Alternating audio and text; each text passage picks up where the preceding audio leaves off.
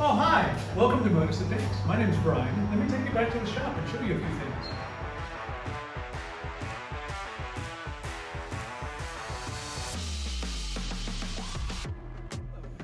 Here at Modus, we have standardized around the Akuma machine, CNC machines, and the reason for that is that they are a fantastic machine that are well-rounded and have excellent engineering and history behind them. This is an Akuma Genos M560V.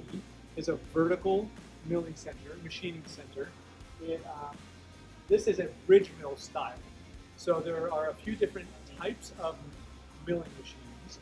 There's this traditional C-frame, which is, you can imagine like a drill press where you have a table and then a column that's supporting your spindle head, and the table moves in the y-axis and the x-axis, and the spindle head moves in the z-axis. This is a bridge style, so the table moves in just strictly the y-axis. The spindle head is connected to the bridge, and that is positioning in the x-axis, and then also has the z-axis mounted to that bridge. So it is a much more rigid design.